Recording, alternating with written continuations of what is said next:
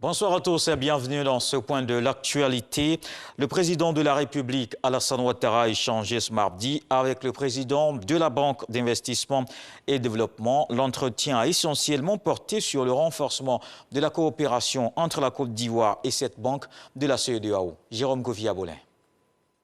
La Côte d'Ivoire, un marché de premier choix pour la BIDC, Banque d'investissement et de développement. C'est le président de cette institution, Georges Donkor, qui le dit. Déclaration qu'il a faite après sa rencontre avec le président de la République, Alassane Ouattara, ce mardi au palais présidentiel.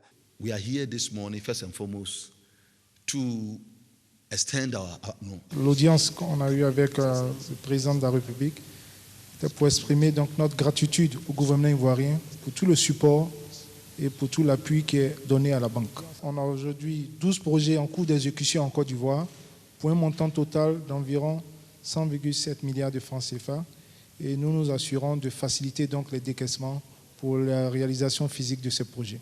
Avec le dynamisme qu'a l'économie ivoirienne, nous pensons que la Côte d'Ivoire reste un marché de premier choix pour la banque. Le plan stratégique 2021-2025 en cours d'élaboration nous indique que 3 piliers ont été considérés dans ce plan-là, notamment l'industrie et la digitalisation de l'économie, le développement humain et aussi donc, ces piliers-là sont en concorde avec dans les priorités de la banque, les priorités stratégiques de la banque.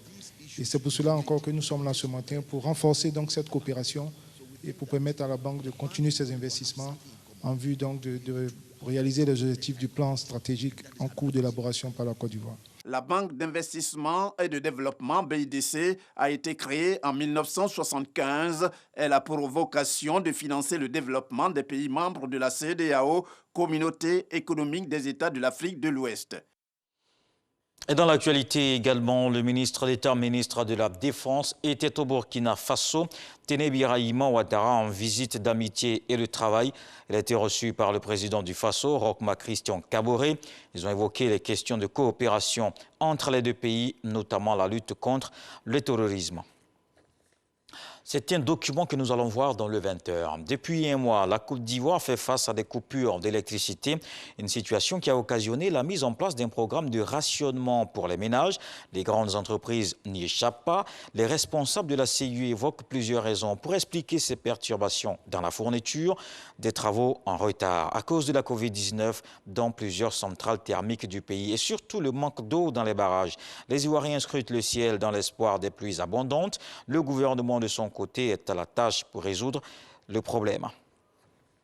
Dans le reste de l'actualité en RDC, 5 cas du variant indien de la Covid-19 détectés à Kinshasa, découverte dans un immeuble de la capitale de la République démocratique du Congo, abritant des personnes d'origine indienne. Le ministre de la Santé rassure que toutes les mesures nécessaires ont été prises. La situation est sous contrôle.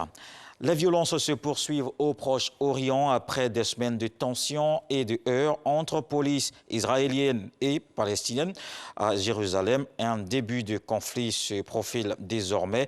Des roquettes ont été tirées depuis la bande de Gaza sur le territoire israélien.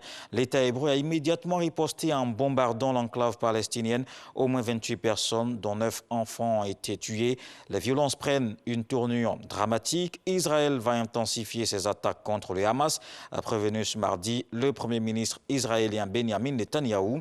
La communauté internationale appelle à une désescalade de la violence alors qu'il y a 26 personnes sont mortes dans les tirs de roquettes. Il y a 40 ans, la légende du reggae, Bob Marley, s'éteignait 4 décennies après sa mort. À 36 ans seulement, l'œuvre de Bob Marley continue de faire vibrer le monde entier. La première star mondiale issue du tiers-monde a contribué comme aucun autre à ouvrir la musique à de nouvelles influences. La musique produite lors de ces années prolifiques continue de résonner aujourd'hui encore. L'album de ses plus grands succès, Légende, figure ainsi parmi les 100 meilleures ventes aux États-Unis depuis 13 ans sans discontinuer. Le monde lui rend hommage aujourd'hui, 11 mai. Rendez-vous à 20h pour le journal. L'actualité se poursuit avec les infos régionales.